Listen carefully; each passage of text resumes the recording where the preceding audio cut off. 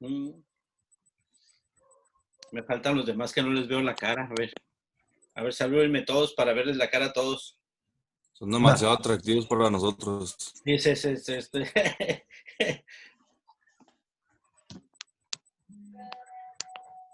Muy bien, aunque sea nomás, bueno, si se puede, ¿no? Por lo menos la primera vez para verles la cara y ya saber más o menos identificarlos. A mí me gusta llegar al salón, saludar de mano, presentarme personalmente con cada uno y pues hay, algunas cosas no se pueden hacer a través de este medio, pero eso me gusta hacer. No sé si cuando regresemos, no sé cuándo vamos a regresar y aprovecho para decirles que se cuiden. Este asunto no ha mermado, estamos viviendo un momento de receso de la infección, pero realmente no le hagan confianza a salir a la calle sin tapabocas y usen su gel y salgan lo menos posible. Todavía estamos en esta cuestión de contingencia, no crean que no, porque a veces piensan, no, ya pasamos esta, no, no. Esto es como el ojo del huracán, es como el ojo del huracán. El ojo del huracán es más o menos así, ¿no? Tenemos así y estamos aquí en el ojo. Pasamos esta parte y estamos aquí ahorita, pero nos falta pasar esta, que normalmente es la más dura. Entonces, cuídense mucho, por favor. A ver. Bien. Profe, Mande. nada más algo que comentarle. Lo que pasa es que yo había hablado con coordinaciones y yo estuve el primer cuatrimestre cuando recién inició todo esto, de febrero a mayo, me parece. Ajá. Entonces fue cuando recién hubo el movimiento de lo que fue clases presenciales a todo en línea. Entonces me salí del segundo cuatrimestre y ahorita pues estoy reincorporándome nuevamente. Y me comentan que cambió bastante el sistema en cuanto a las clases en línea y la plataforma. Entonces creo que apenas me estoy volviendo a acostumbrar porque sí, aparte de que era nuevo para mí, volvió a haber cambios en la plataforma. Si la plataforma, si tú la ves, es completamente diferente a como estaba antes. De hecho, Completamente. Y bueno, y si miras la semestral, todavía la semestral está muy diferente porque ellos tienen mucho más contenido, pero mucho, pero mucho más. Nada más que ellos tardan 3 años en terminar su prepa, ustedes terminan en 2. Bueno, pero no te preocupes, tú puedes ir haciendo tus actividades, tienes 2 semanas para hacerlas. De aquí, de hoy empezamos la primera, el jueves abro el segundo subtema y luego el lunes y luego el miércoles o jueves de la siguiente semana y se termina el sábado. Cuando tenemos 2 semanas, es sencillo, lo pueden hacer, tómense 1 hora diaria, 2 horas diarias y lo pueden hacer. Eh, Espero que se sientan cómodos aquí a través de esta plataforma y que podamos hacer la clase por aquí, pues ahora sí que a gusto, ¿no? De todas maneras, cualquier cosa, pues me interrumpan, ¿no? Me interrumpen. Básicamente lo que yo quiero platicar con ustedes es que tenemos 3 tipos de historias. En México tenemos 3 tipos de historia. La primera es que tenemos la historia oficial, que generalmente es la que estudiamos en uh, pues en nuestros cursos, ¿no? A ver.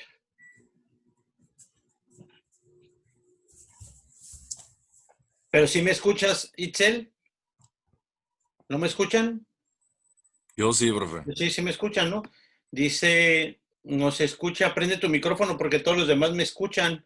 Luis Enrique, a ver, ¿y Itzel, sí me escuchas tú? Ok. ¿Y tú, Luis, no me escuchas? A lo mejor es algo de tu micrófono porque todos los demás me escuchan. Ah, ok. Antonio, sí. Ok. Bien. Me gustaría a mí explicarles que la historia tiene ah, pues que tiene tres expresiones o 3 visiones o 3 interpretaciones.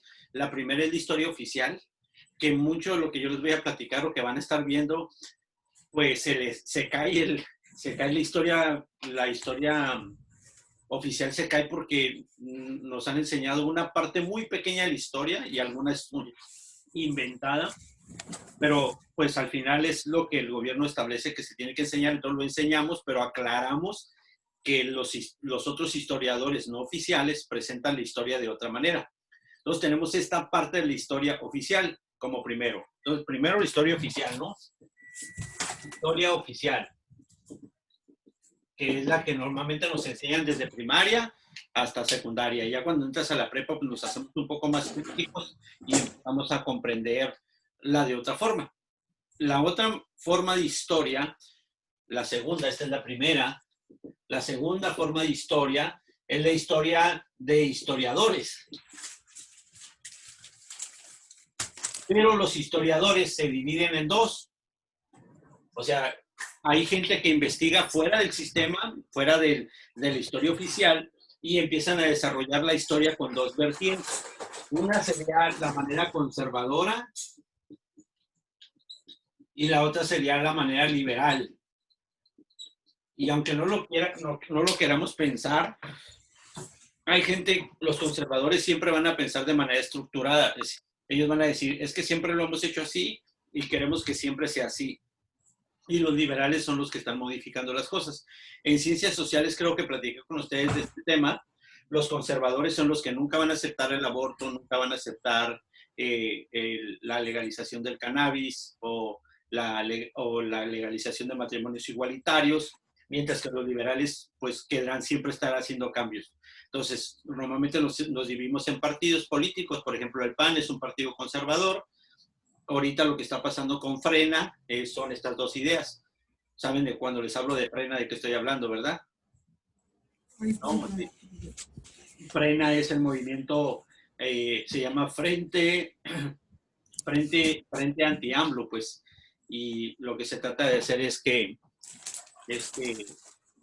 quítalo del poder antes del 30 de noviembre, pero porque son conservadores y liberales. Bueno, esos también interpretan la historia. Entonces, tenemos una mentalidad les recomiendo que lean, que vean en videos. Los voy a apuntar aquí. Voy a borrarlo, esto que tengo aquí, para explicarles estas dos últimas formas de ver. Ustedes pueden ver o leer a Taibo o Paco Taibo. Paco Taibo es Paco o Francisco Taibo segundo. Pueden leer se llama Centro de Estudios de Historia de Carlos Slim. Carlos Slim. Sí, el rico este señor. Él abrió una dependencia, abrió como un centro histórico. Pudriéndose en dinero ese señor. No, pero es una cosa muy fregona lo que hizo, ¿eh? O sea, abrió como una biblioteca y es el centro de estudios y se llama Carlos Slim, pero presenta la historia de una manera amena y no es una forma tradicional u oficial. Aprendes muchísimo, tiene ciertos conceptos conservadores, pero es muy buena, mientras que Paco Taibo es el revolucionario, ¿no? Pero nada más que Paco Taibo te habla de la revolución para acá. No te habla más allá. No va más allá como de lo que se conoce como el México profundo. El México profundo estamos hablando desde antes de que llegaran los de Castilla a nosotros. Entonces les recomiendo que vean este. Este es de la revolución para acá, o sea, del siglo XIX para acá, y este es del siglo XIX para atrás. Entonces, sí, interesante. ¿Qué otro podría leer? Guillermo Marín. Guillermo Marín, también lo pueden leer. Mi segundo apellido es Marín, pero no es mi tío. Guillermo Marín habla del México profundo. Bueno, él escribió un libro que se llama La verdadera historia del México profundo. Y él explica cómo vivían nuestros antiguos abuelos, cómo vivían los toltecas, los olmecas, los mexicas, los mayas, y lo explica también. Es muy científico, a veces es tedioso leerlo porque no es ameno como Paco Taibo, que te platica así como yo te estoy hablando. El otro es más técnico, tiene más rigor académico, es más científico, pues, pero si te interesa la historia, tienes que leerlo porque tiene un conocimiento histórico, antropológico muy, muy fuerte. Lisette, yo creo que revisa tu micrófono.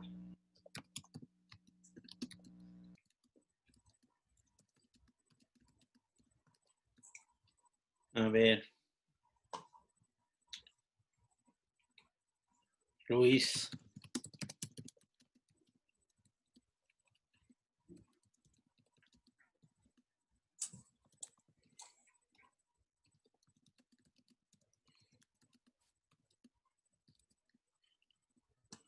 Ok.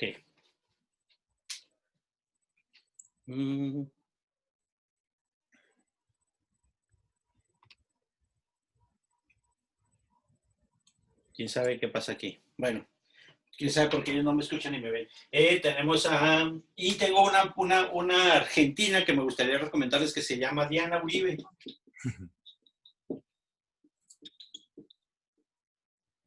Diana Uribe. ¿Como Adrián Uribe?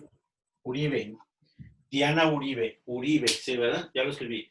Por si alguna vez escribo algo mal o digo algo mal, corríjame porque soy un poco daltónico y me equivoco en cosas.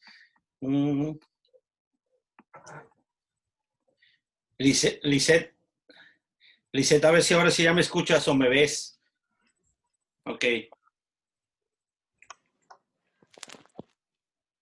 El turno es cuatrimestre, pues básicamente todos los cuatrimestres es intermedio matutino, intermedio, vespertino y sabatino y virtual.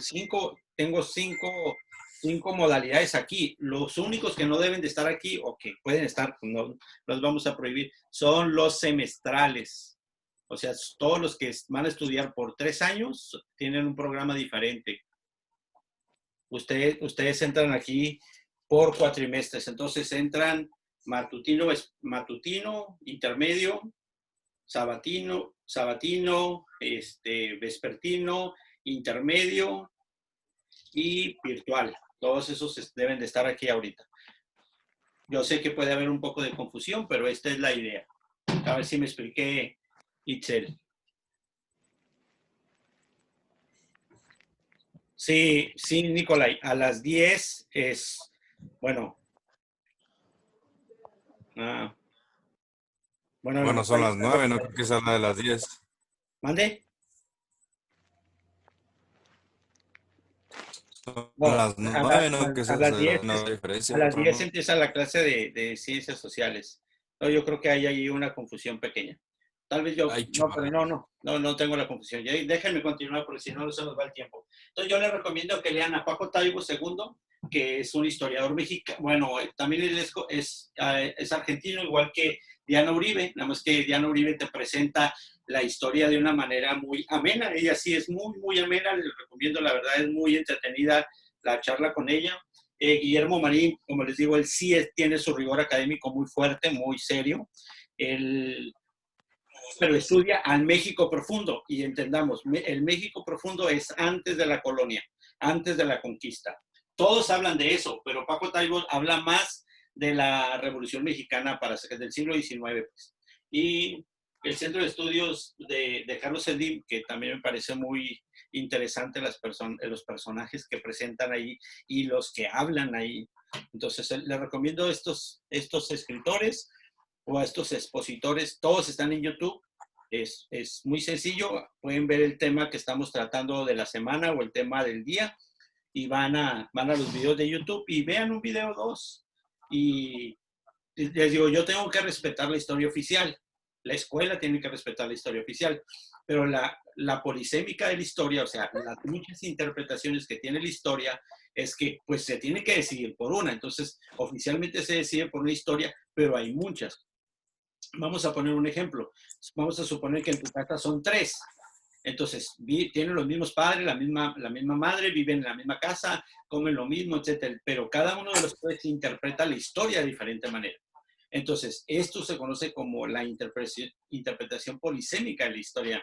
Y polisémico es poli, que tiene muchas interpretaciones. Entonces, aquí nosotros nos encontramos con este tópico de que ahora quién o a qué historia le vas a hacer caso, ¿no? A una historia oficial, a una historia de Doña Petra, o a la historia de un científico, o a la historia de cómo la platican los de otro país, ¿no? Cómo los españoles hoy ven el tiempo que ellos llegaron a la tierra náhuatl, cómo ellos interpretan ese momento histórico para ellos fue una bendición llegar con nosotros y para muchos mexicanos fue una maldición que ellos llegaran con nosotros. Sin embargo, llegaron y están entre nosotros, forman parte de nosotros, ya no podemos despegarnos de esto.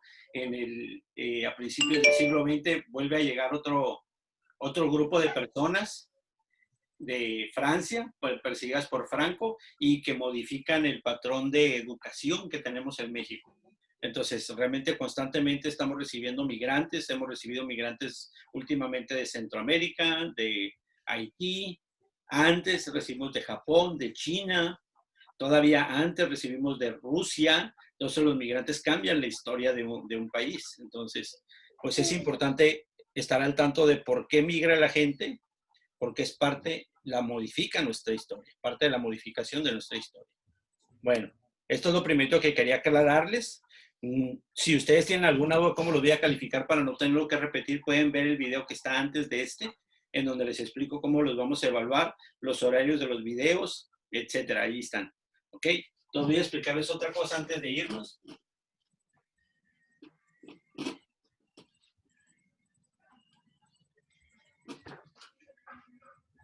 Primero, la gente dice, ¿para qué estudiamos historia? Hay un escritor que se llama Andrés Oppenheimer que escribió un libro que se llama Basta Historias.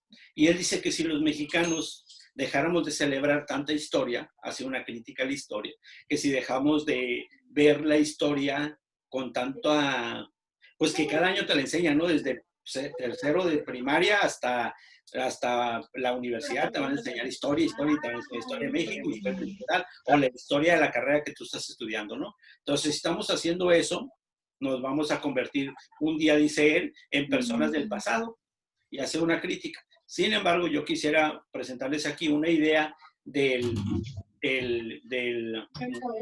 una idea del pasado, como una presentación del quizás o del hubiera, ¿no? Dicen que el hubiera no existe, pero la parte histórica del hubiera es la parte que nos mueve a modificar las cosas. ¿Qué tal si Santana, en lugar de ceder y firmar la venta de California, Arizona, Nuevo México, etcétera, él se lo vende a Francia, o se lo vende a Rusia, o se lo vende a Japón? Hubiese pasado otra cosa. Y aquí el hubiera tiene un sentido. Puedes decir, no, pero lo tenían cinchado, o sea, te mueres o firmas. Pero había maneras de negociación, porque con los que estaban negociando no todos eran norteamericanos, había franceses, ingleses, italianos, etcétera, porque estaban negociando con soldados. Dicho sea de paso que los franceses siempre estuvieron interesados en México. Los alemanes en la Primera Guerra Mundial y en la Segunda Guerra Mundial estuvieron interesados en México. Es más, le decían a México, alíate con nosotros, así como lo hizo Italia y Japón, alíate con nosotros, y te regresamos, atacamos a Estados Unidos y te regresamos los territorios que te quitaron. O sea, la invitación estaba tentativa, ¿no? Porque así fue como convence Hitler a Mussolini, que le dice, te voy a regresar a los Balcanes si tú le entras conmigo a la guerra. Entonces fue convenciendo gente y modificando los patrones de pensamiento de las gentes para lograr sus fines. Dicen que en la Segunda Guerra Mundial, y me estoy entreteniendo aquí para demostrar cómo un país influencia sobre el otro, en donde había más espías alemanes y europeos, bueno, alemanes, ingleses y norteamericanos, eran las ciudades queriendo convencer. ¿Alguien anda por ahí lavando los trastes? A ver, déjenlo. Ay, sí, yo, profe, perdón. Está bien, te voy a decir.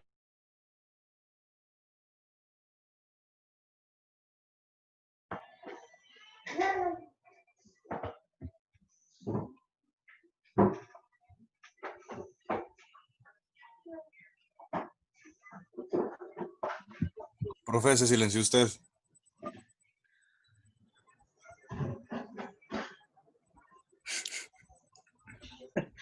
Ah, sí, en lugar de silenciar al compañero, me silencié yo. ¿Qué pasó? Está.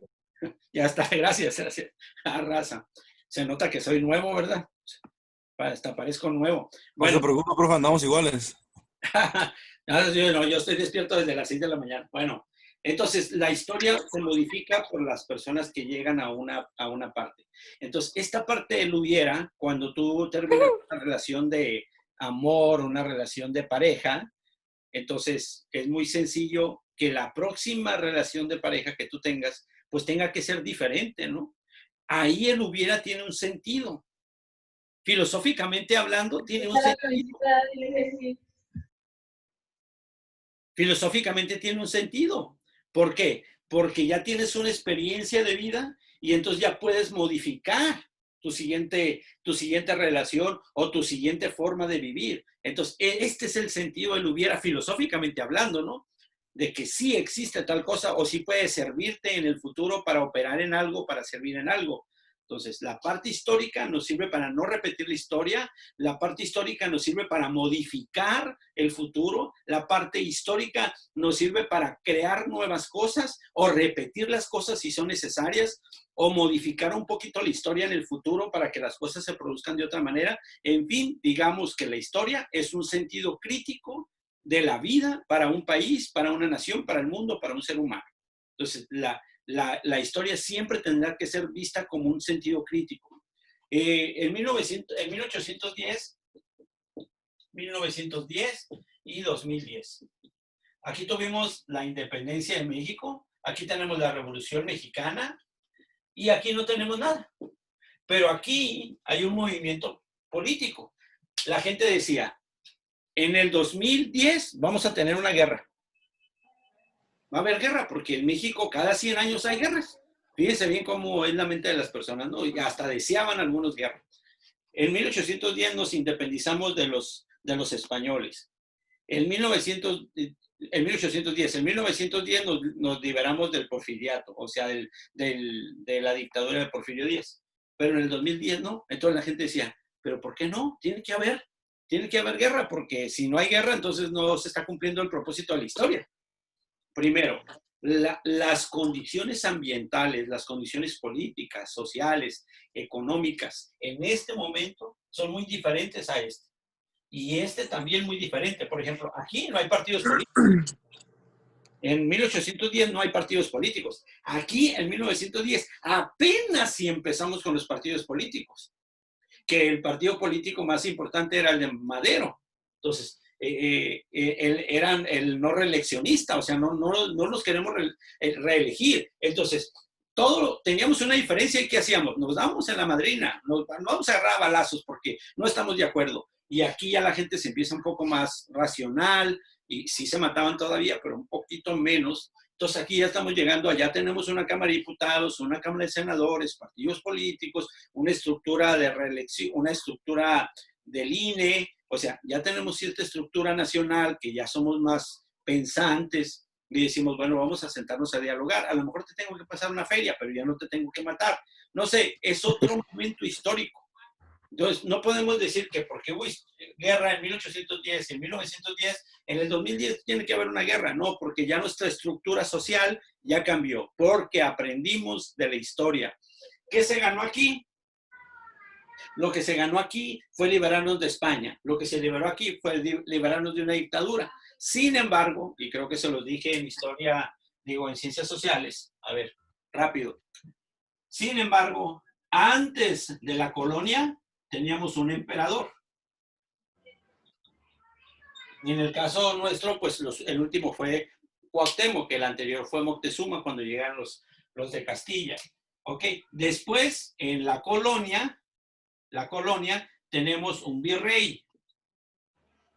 Después del virrey, cuando ya nos independizamos, tenemos un nuevo imperio mexicano. Y aquí tenemos a Iturbide, emperador otra vez. Lo que quiero que noten es como históricamente los mexicanos hemos tenido siempre una persona que nos manda y nos dice qué hacer.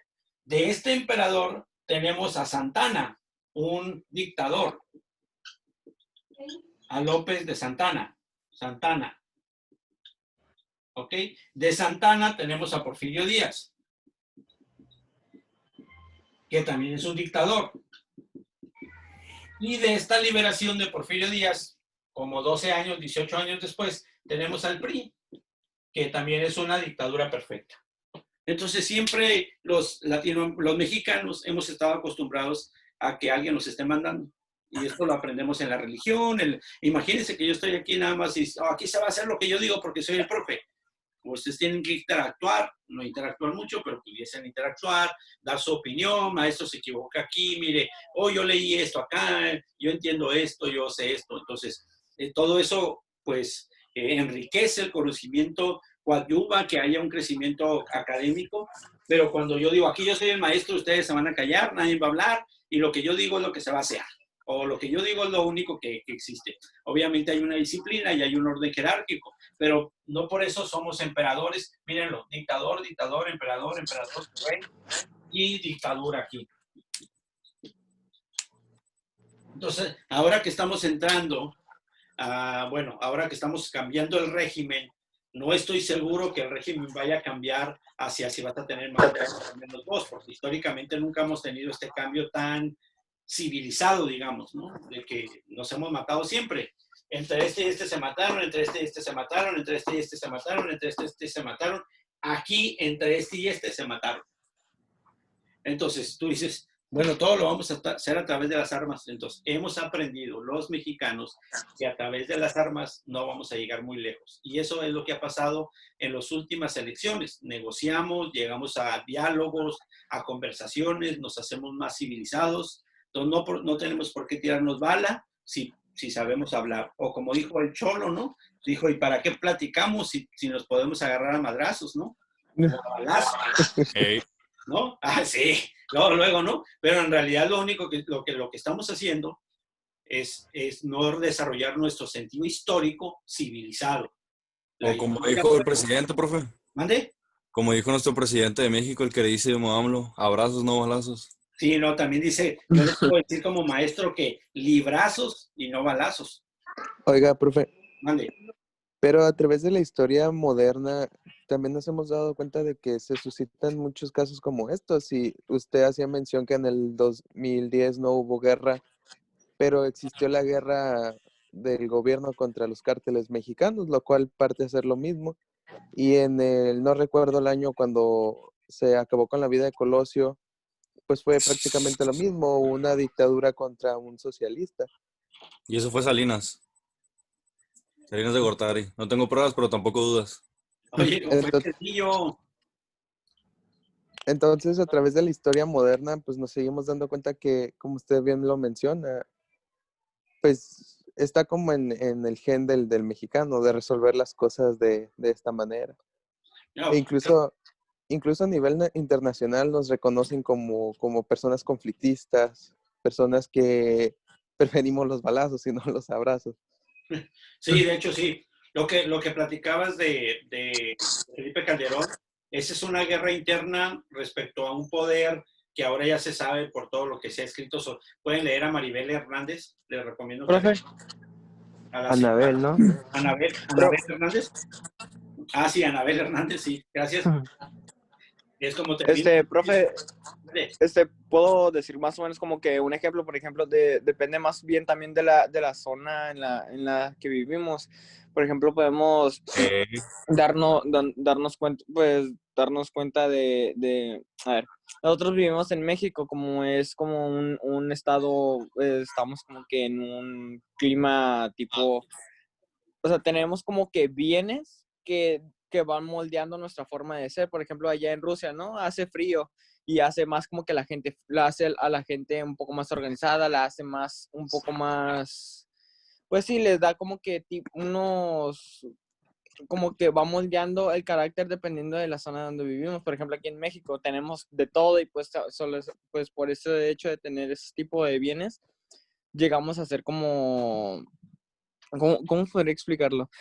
Llegamos a ser como unas personas relajadas, personas sin preocupaciones, y es así que cuando pasa un conflicto y al estar acostumbrados a tales cosas, pues no solemos hacer nada o vamos a lo primero que se nos ocurre, que es el conflicto. Ok, regreso a lo que mencionaba Cano. Primero, y ahorita explico lo que tú dices, que tienen sentido los dos. La guerra contra el narcotráfico es la de un hombre, un presidente, el presidenciable, contra un sistema. Ahora ya se sabe que este cuate estaba protegiendo un cártel y entonces destruía a todos los demás. Entonces esto se conoce como paz narca, es decir, controlo a todos los narcos con un Pero poder dejo uno narco. arriba, ¿no? Entonces, de hecho, cuando los militares establecen la paz sobre un país, eso se conoce como paz legal. O sea, no quiere decir que haya realmente paz en el corazón de las personas o que no quieran levantarse en armas, pero dice, pues si me levanto en armas en contra del gobierno, pues me van a dar en la padre a todos, ¿no? Entonces mejor me quedo quietecito. Entonces, no es que quieras tener paz, sino que te sujetas porque es legal. Y en la paz narca que estableció Felipe Calderón era esa intención. Aquí lo que trato de notar es que, primero, que hay un solo personaje y segundo, que se va ganando este personaje matando a los otros. Entonces, más o menos es lo que hizo Felipe Calderón en el sentido narco, pero no en el sentido cívico o en el desarrollo social. Es por eso que hago esta aclaración. Pero tiene sentido lo que dice que guerras sí hay y guerras va a haber. En realidad, cada vez hay menos guerras. Eso sí, históricamente está demostrado. No tengo el escritor ahorita, pero puedo investigarlo. Desde el origen del ser humano, o más bien desde el desarrollo del ser humano hasta la fecha, cada vez hay menos guerras.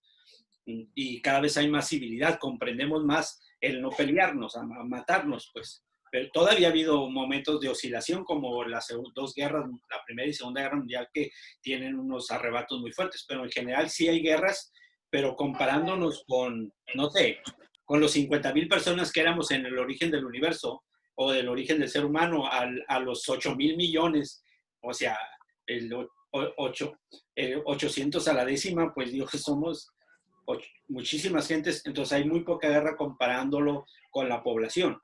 Y regresando a lo que decías del clima, creo que el clima, a ver si te capté la idea, pero el clima forma una parte fundamental en el desarrollo de una guerra.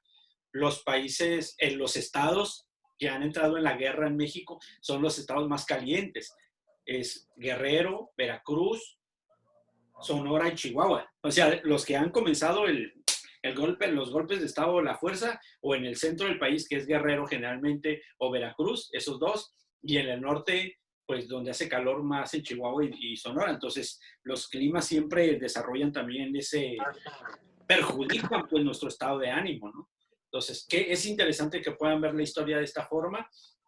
Y yo les quería plantear esto, no sé si en el futuro tendrán una duda, porque ya tengo que parar aquí, pero esta es más o menos la idea que vamos a seguir. Voy a recapitular, ver la historia de diferentes organizaciones, conservadora, liberal, ver la historia oficial, ver la historia de los escritores, de los científicos y la historia popular como la gente la ve. Esto es lo que vamos a hacer notar básicamente. Entonces, ustedes ya conocen la historia oficial, voy a intentar presentarles la historia que no nos platican en la escuela, pero no quiere decir que la de la escuela sea equivocada, solamente es vista desde otra plataforma. Si ustedes van a la escuela, al Instituto Frontera, al edificio, y ven el edificio de la Revolución hacia la Constitución, van a ver la espalda del edificio. Si la ven de la Quinta hacia la Cuarta, la ven diferente. Si la ven de la Constitución a la Revolución, lo ven diferente. Y si lo ven de la Cuarta hacia la Quinta, lo van a ver diferente. Están viendo el mismo edificio, pero con interpretaciones muy diferentes. Así pasa con la historia. Y debemos comprender esto ni establecer como, es que tiene que ser así, porque tú estás viendo un panorama histórico. Y cuando otra persona ve el otro panorama, pareciera que se contradice. Entonces, no, pues esta persona está equivocada porque no es así como dice. Bueno, hay variables en la historia, las cosas cambian y así pasa con la vida mexicana. Entonces, les doy la bienvenida al Instituto Frontera otra vez. Les doy bienvenida a la historia de México. Y por aquí voy a andar. Ya pueden empezar a hacer sus trabajos de esta semana. De aquí al miércoles, el jueves vuelvo a abrir la segunda parte y luego el lunes. De todas maneras, los veo ¿qué día los vuelvo a ver? A ver, nos vemos el día... Viernes. ¿Ok? Nos vemos el viernes y luego el sábado. Y la razón por la que es el sábado es porque hay compañeros de ustedes que solamente toman clase el sábado y que porque ellos trabajan toda la semana. Entonces, abrimos este espacio para que los del sábado también tengan ese sentido de, tengo una clase en vivo, ¿no? Es por eso que estamos en ese horario y hay esa variable de los horarios. ¿Ok? Profe, Mande. por ejemplo, yo estoy en el segundo cuatrimestre, el matutino. ¿Cuándo lo volvería a ver? Al mismo día. Tú puedes ver Igual. los mismos días. No, pues son iguales, los mismos horarios.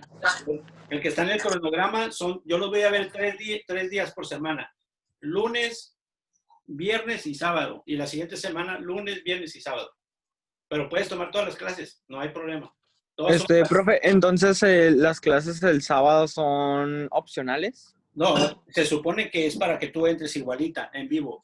Esta clase se convierte en parte de tu programa. Si tú no lo ves en vivo, el sábado, va a aparecerte allí y vas a poder repetir la clase. Ok, es como un repaso entonces. Vamos a hacer lo mismo que estamos haciendo ahorita, pero ya de manera formal del tema que estamos hablando de esos días. O sea, como tal, ya va a ser una clase, no una introducción. Así es, correcto. Va a ser una clase. Ok. Así es. Entonces nos vamos a ver 6 veces en 2 semanas. Si alguna vez no puedes, pues nada más ves la repetición para que tu conocimiento se ensanche. Pero eso es toda la idea. ¿Estamos? Ok. Profe, Mande.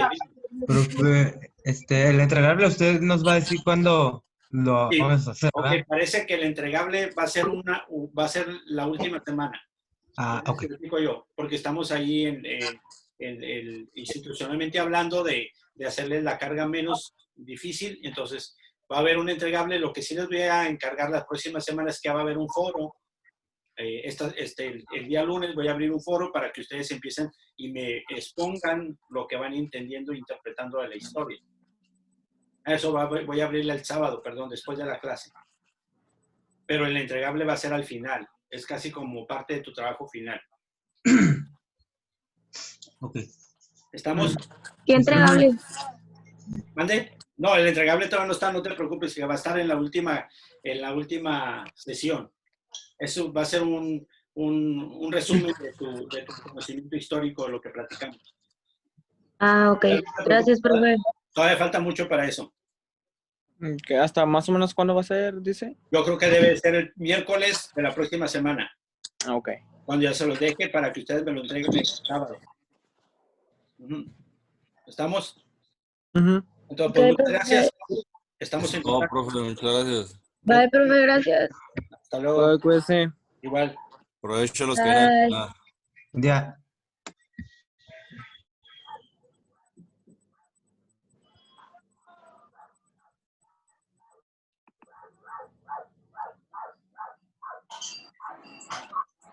Yesenia, ya nos vamos. Llegaste muy tarde a la clase, hija. ¿Cómo estás?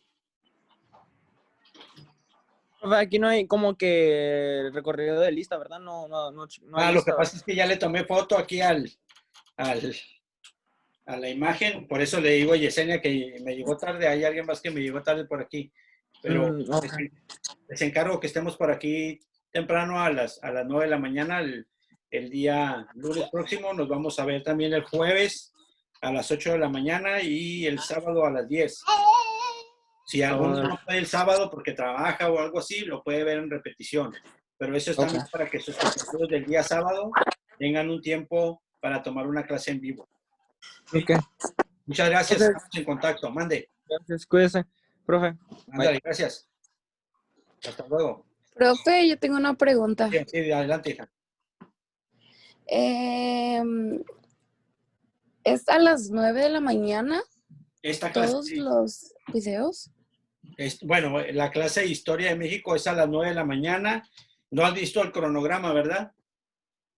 No, apenas lo estoy Cuando entras a checando. la materia, ahí hay una hoja donde yo te explico los horarios y también un video donde te los replico también. Pero es a las 10, te lo digo ahorita, perdón, Historia es a las 9 de la mañana el día lunes, el día viernes a las 8 de la mañana y el día sábado a las 10. ¿Ok?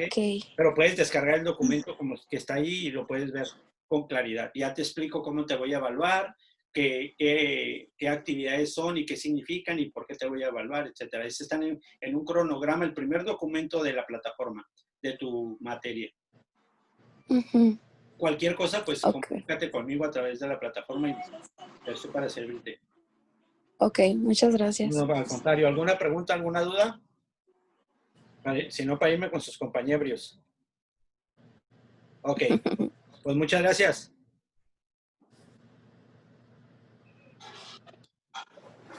Yesenia, preguntaba si iba a haber clases en la noche. ¿Andas por aquí, Yesenia? Ella se fue. Bueno, nos vemos.